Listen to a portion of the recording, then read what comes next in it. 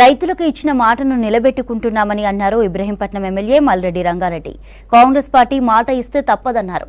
సుమారు 31,000 కోట్ల రూపాయలు రైతులు రుణమాఫీ చేస్తున్నామని తెలిపారు. ఆగస్టు 15లోపు రుణమాఫీ చేస్తామని సీఎం రేవంత్ రెడ్డి హామీ ఇచ్చారని, దాని ప్రకారమే సంపూర్ణంగా మాఫీ చేస్తామన్నారు.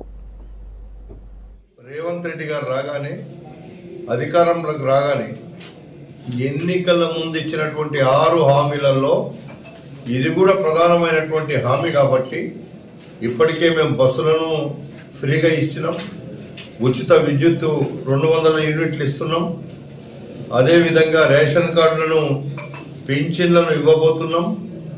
ఒక్కొక్కటిగా అప్పటికప్పుడే 24 గంటలలో లేకపోతే 2 నెలల్లో 3 నెలలు కాదు. ఇది 10 సంవత్సరాలు నానబెట్టి ఒక ఇల్లు ఇయ్యనోడు, ఒక కొత్త పింఛన్ ఇయ్యనోడు, ఒక కొత్త రేషన్ కార్డు ఇవ్వనోడు ఈరోజు మా మీద మాట్లాడుతున్నారు.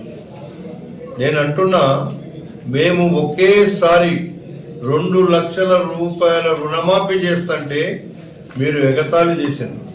మేము మొదలు పెట్టినాం.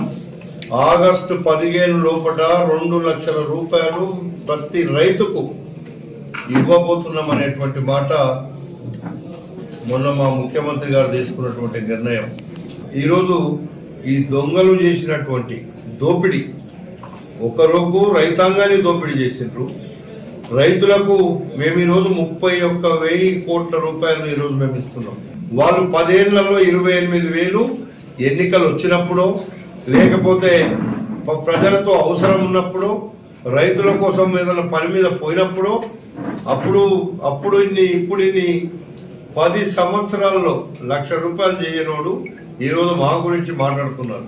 100కి 100 రూపాయలు 31,000 కోట్ల రూపాయలు రైతాంగానికి ఇవ్వబోతున్నాం అనేటువంటి మాట ఇప్పటికే మొదలు పెట్టేసినాం. ఆగస్టు 15 వరకు ఇంకా రైతులు మా రుణమాఫీ కాలేదు అనే విధంగా అధికార యంత్రాంగానికి సూచించడం, అది పూర్తిగా కంప్లీట్ చేస్తారనేటువంటి మాట కూడా తెలియపరుస్తున్నాం.